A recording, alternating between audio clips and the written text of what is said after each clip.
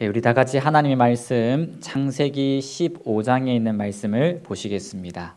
창세기 15장 1절에서 7절에 있는 말씀입니다. 이후에 여호와의 말씀이 이상 중에 아브라함에게 임하여 가라사대 아브라함아 두려워 말라 나는 너의 방패요 너의 지극히 큰 상급이니라.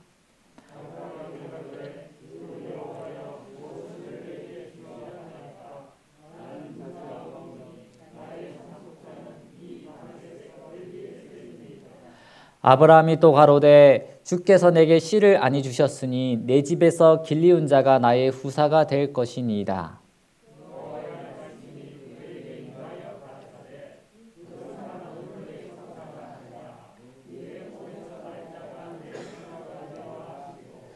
그를 이끌고 밖으로 나가 가라사대 하늘을 우러러 무뼈를 셀 수 있나 보라. 또 그에게 이르시되 내 자손이 이와 같으리라.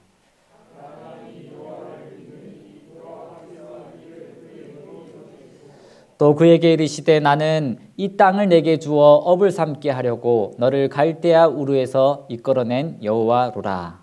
아멘. 여러분 살면서 맺었던 약속들 중에 가장 중요한 것이 무엇이었습니까?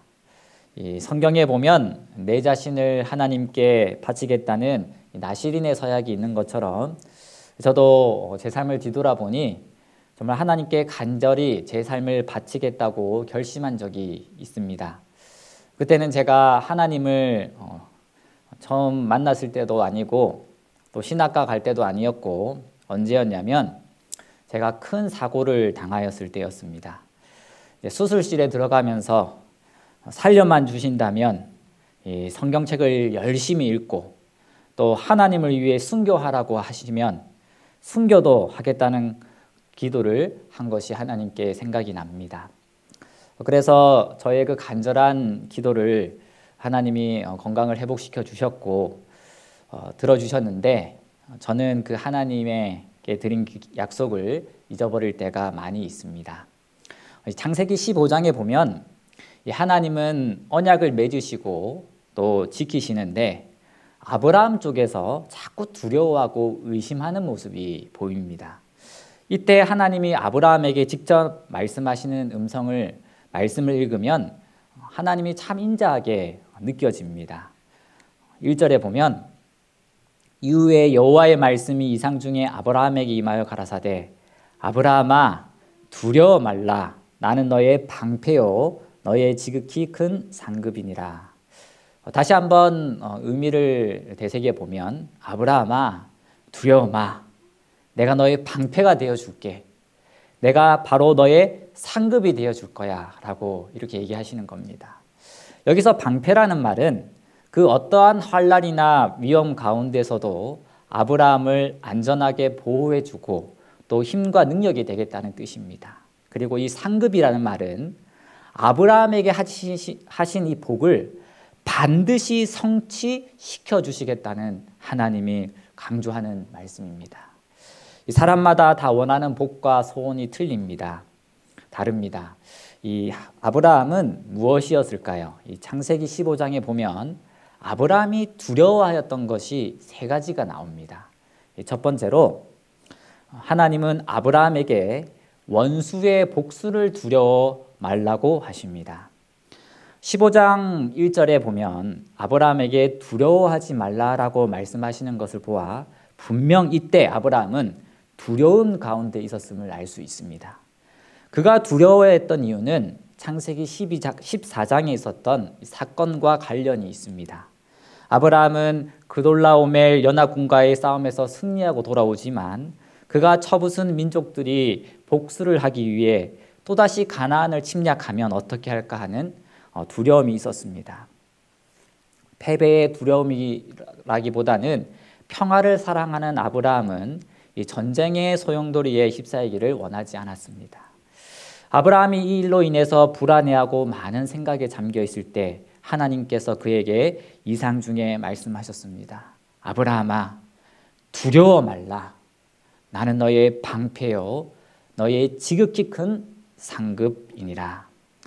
이 말씀을 오늘 저와 여러분에게 하시는 하나님의 음성으로 듣고 또 믿으시기를 바랍니다. 순간순간 우리 삶에 얼마나 많은 두려움과 걱정이 찾아옵니까? 우리 삶에 두려움과 불안이 깃들일 수 있습니다. 이런저런 두려움이 우리 마음을 두리울 때 그 두려움을 여러분들은 어떻게 해결하십니까? 이 창세기 15장에는 아브라함을 통해 두려움을 해결하는 하나님의 처방을 배울 수가 있습니다. 아브라함은 이때 어떻게 했냐면 하나님 앞에 조용히 기다렸습니다. 그래서 그는 하나님의 은총을 입을 수가 있었습니다. 그런데 우리가 하나님의 은총을 때때로 경험하지 못하는 까닭이 있는데 그 이유는 아마도 하나님 앞에 가만히 머물러 있기보다는 분주하게 쫓아다니기 때문이 아닐까라는 생각이 듭니다. 시편 62편에 보면 다윗은 나의 영혼이 잠잠히 하나님만 바란다고 얘기했습니다. 이때는 다윗이 사울을 피해서 도망하던 때였습니다. 그리고 계속해서 뭐라고 얘기하냐면 나의 영혼아, 다윗 자신을 얘기하는 겁니다. 잠잠히 하나님만 바라라. 대저 나의 소망이 저로 쫓아나는도다. 오직 저만 나의 반석이시오 나의 구원이시오 나의 산성이시니 내가 요동치 아니하리로다라고 고백하고 있습니다. 하나님은 동일하게 아브라함에게도 두려워 말라라고 말씀하셨습니다. 하나님께서는 우리의 방패시고 우리의 큰 상급이시기 때문입니다. 그래서 이 두려움을 가장 이길 수 있는 좋은 방법은 우리가 하나님 앞에 기다리고 바라보는 것입니다. 그래서 이 침례 요한의 경험이 우리의 경험이 되기를 바랍니다. 그는 아름다운 왕을 바라볼 때에 자신을 잊어버렸다. 그는 거룩하신 위엄을 바라보고 자기 자신의 부족과 무가치함을 느꼈다. 그는 하나님을 바라보았기 때문에 사람을 두려워하지 않고 하늘이 보낸 기별자로 나갈 준비가 되어 있었다. 그는 만왕의 왕 앞에 숙여 경배하였으므로 세상의 군주들 앞에 두려움 없이 곧게 설 수 있었다. 그래서 저는 한우들 앞에서 이 노래를 부르기를 좋아합니다. 괴로울 때 주님의 얼굴 보라 평화의 주님 바라보아라 세상에서 시달린 친구들아 위로의 주님 바라보아라. 뒤에는 더 은혜로운 가사가 나옵니다. 그래서 이 노래를 오늘 부르는데 이런 생각이 드는 거예요. 난 괴로울 때 왜 예수님을 바라보지 않았지? 하나님만 알게만 했지 바라보진 않았구나. 하나님 앞에 해답이 있고 방법이 있고 평안과 길이 있다는 사실을 아는데 아브라함처럼 바라보지 못한 그분 앞에 잠잠히 있지 못한 제 자신을 깨닫게 되었습니다. 우리 사랑하는 성도님, 오늘 본문에 나온 이 아브라함처럼 순간순간 그분을 믿음으로 바라보는 우리 성도 여러분들이 되시기를 간절히 바랍니다.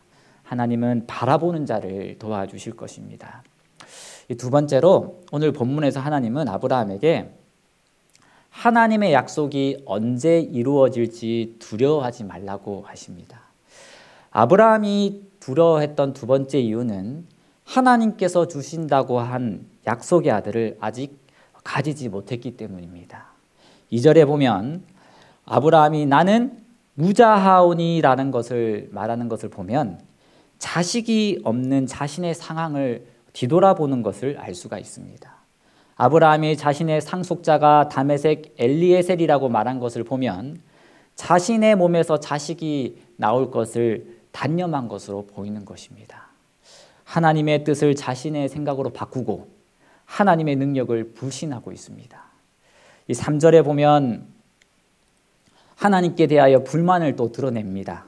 아브라함이 또 가로되 주께서 내게 씨를 안 해주셨으니 내 집에서 기르는 자가 나의 후사가 될 것이니이다. 아브라함의 말을 들은 하나님께서는 즉시로 뭐라고 대답하시냐면 여호와의 말씀이 그에게 임하여 가라사대 그 사람은 너의 후사가 아니라 내 몸에서 날 자가 내 후사가 되리라고 확인하셨습니다. 하나님께서는 이 아브라함을 이끌고 그래서 밖으로 나가서 계속 뭐라고 하셨냐면 하늘에 우러러 무뼈를 셀 수 있나 보라. 또 그에게 이르시되 내 자손이 이와 같으리라고 말씀을 하셨습니다.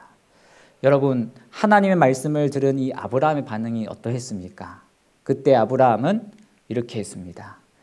아브라함이 여호와를 믿으니 여호와께서 이를 그의 의로 여기시고. 그래서 이 부분을 사도 바울은 로마서 4장 18절에 아브라함의 믿음에 대해 다음과 같이 자세하게 설명하고 있습니다. 아브라함이 바랄 수 없는 중에 바라고 믿었으니 이는 내 후손이 이 같으리라 하신 말씀대로 많은 민족의 조상이 되게 하려 하심을 인함이라.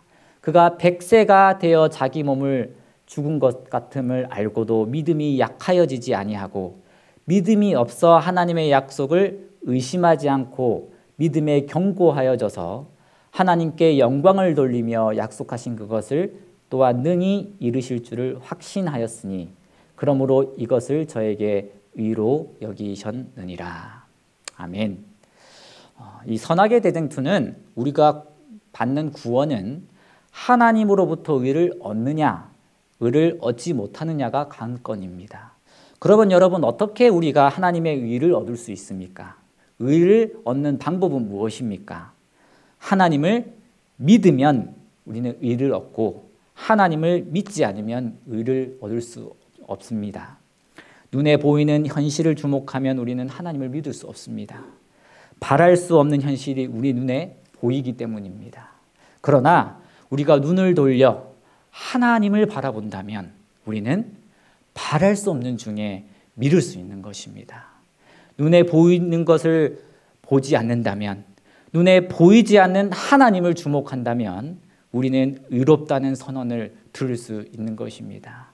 사단은 우리로 하여금 자꾸 우리의 현실이나 행실에 주목하게 만듭니다.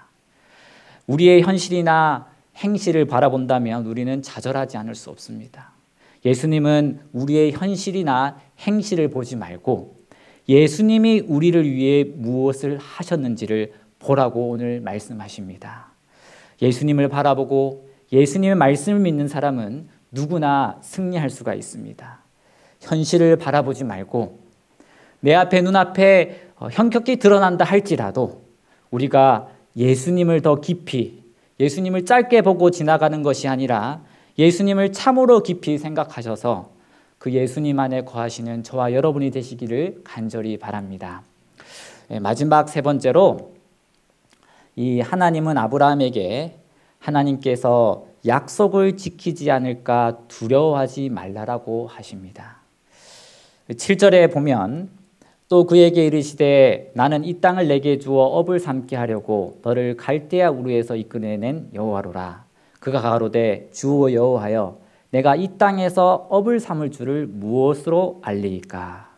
아브라함은 여호와를 믿음으로 의를 얻었지만 하나님께서 자신의 약속을 이루신다는 보증을 요구하였습니다.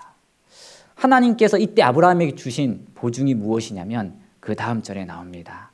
9절부터 11절에 보면 여호와께서 그에게 이르시되 나를 위하여 3년 된 암소와 3년 된 암염소와 3년 된 수양과 산비둘과 집비둘기 새끼를 취할지니라. 아브라함이 그 모든 것을 취하여 그 중간을 쪼개고 그 쪼갠 것을 마주대하여 놓고 그 새는 쪼개지 아니하였으며 솔개가 그 사체 위에 내릴 때에는 아브라함이 쫓았더라. 이 말씀에서 하나님께서 아브라함과 언약을 맺기 위한 준비 과정을 보여주고 있습니다. 이 3년 된 암소라는 말은, 이 3년이라는 말은 동물에게 있어서 충분히 성숙되고 아름다운 것들, 즉 짐승 중에 가장 귀한 것들이라는 말입니다. 이 말에서 아브라함이 하나님께 대한 마음을 어떠하게 가져야 하는지 가르쳐 줍니다. 또 아브라함은 동물의 사체를 먹는 솔개가 언약 제물을 먹지 않게 하기 위해서 아브라함은 졸지 않고 솔개를 쫓았습니다. 마침내 해가 져서 어두웠을 때 연기 나는 풀무가 보이며 타는 햇불이 쪼갠 고기 사이로 지나갔습니다. 이 쪼갠 고기 사이로 지나간 햇불을 무엇으로 설명하냐면, 부조와 선지자에 보면 사람들과 더불어 세우신 하나님의 이 같은 언약의 보증으로서 하나님의 임재를 상징하는 연기 나는 풀무와 타는 횃불이 이 쪼개진 희생제물 사이로 지나가며 그것을 모두 태웠다. 그리고 다시 하나님의 음성이 아브라함에게 들리며 애굽 강에서부터 큰 강 유브라데까지 가나안 땅을 그의 후손에게 주실 것을 확증하셨다. 원래 언약은 여러분들이 다 배우시고 아는 것처럼 이 강한 갑과 약한 을 사이에 맺는 것이 아닙니다. 언약은 비슷한 레벨에서 맺는 것이 일반적이었습니다. 그러나 하나님께서 이 아브라함과 언약을 맺으신 것은 하나님의 은혜를 보여주는 것입니다. 평안을 주기 위해서 언약을 맺으셨습니다.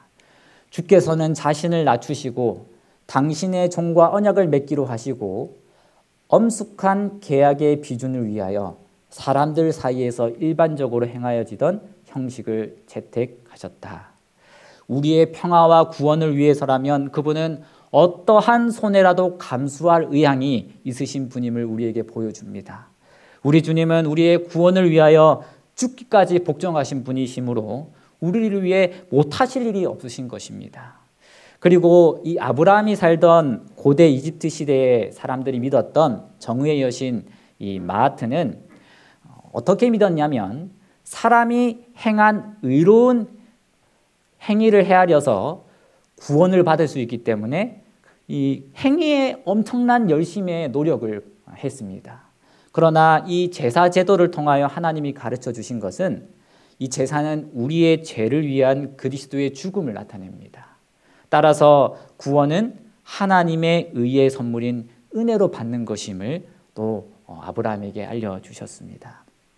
이사야 41장에 보면 두려워 말라 내가 너와 함께함이니라 놀라지 말라 나는 내 하나님이 됨이니라 내가 너를 굳세게 하리라 참으로 너를 도와주리라 참으로 나의 의로운 오른손으로 너를 붙들리라 보라 내가 노하던 자들이 수치와 욕을 당할 것이요 너와 다투는 자들이 아무것도 아닌 것 같이 될 것이며 멸망할 것이라 내가 찾아도 너와 싸우던 자들을 만나지 못할 것이요 너를 치는 자들은 아무것도 아닌 것 같이 허무한 것 같이 되리니 이는 나 여호와 너의 하나님이 내 오른손을 붙들고 내게 이르기를 두려워 말라 내가 너를 도우리라 할 것임이니라 지렁이 같은 너 야곱아 너희 이스라엘 사람들아 두려워 말라 나 여호와가 말하노니 내가 너를 도울 것이라 내 구속자는 이스라엘의 거룩한 자니라.